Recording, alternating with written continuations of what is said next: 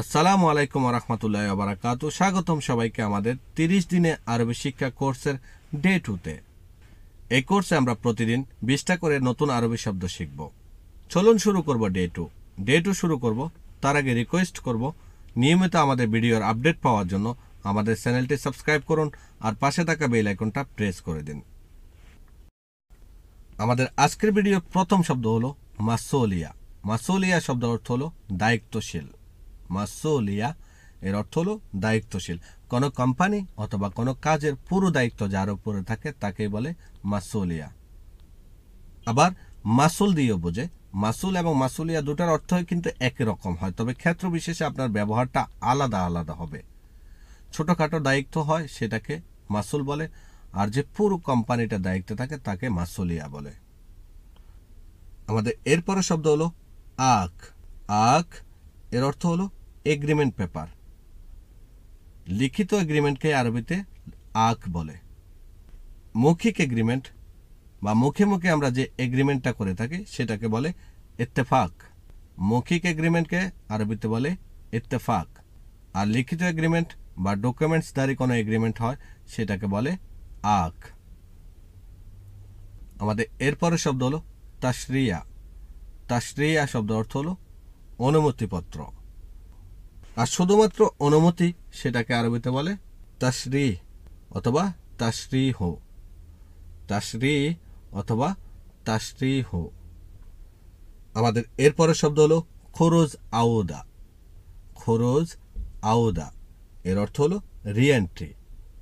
আমরা যে ছুটিতে যাই আবার রিটার্ন আসি সেটাকে বলে খুরুজ আউদা। আর যেটা ফাইনাল এক্সিট, একেবারে চলে যাবেন ফেরত আসবেন না, সেটাকে বলে খুরুজ নেহায়া। খুরুজ নেহায়া। নেহায়া এর অর্থ হলো ফাইনাল। তাজদিদ এর অর্থ হলো রিনিউ। তাজদিদ এর অর্থ হলো রিনিউ। কোনো কিছুকে রিনিউ করাকে আরবিতে বলে তাজদিদ। ধরুন আপনার ইকামা রিনিউ করবেন, সেটাও তাজদিদ। আমাদের এরপরের শব্দ হলো হাওইল।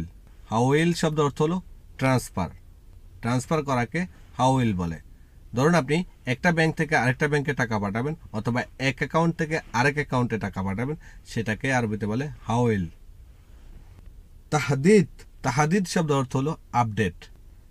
ইলগাহ। ইলগাহ এর অর্থ হলো ক্যান্সেল। আরসেল এর অর্থ হলো পাঠানো। আরসেল এর অর্থ হলো পাঠানো। ধরুন আপনি বাড়িতে কোনো জিনিস পাঠাবেন, পার্সেল করবেন, সেটা হবে আরসেল। মালুমাত। মালুমাত শব্দের অর্থ হলো জেনে নেওয়া। মালুমাত এর অর্থ হলো জেনে নেওয়া। একটু ক্লিয়ার করে দিই এই শব্দটা।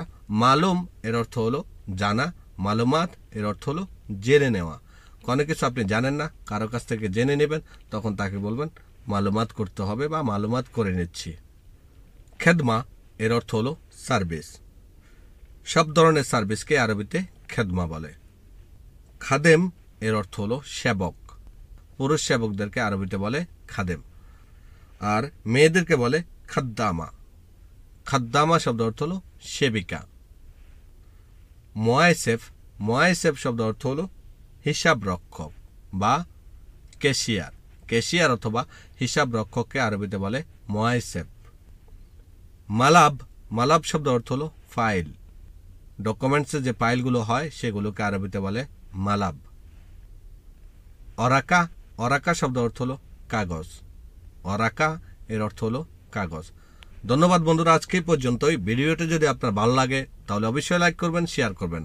সবার সুস্থতা এবং ভালো থাকা কামনা করে শেষ করতেছি। আল্লাহ হাফেজ।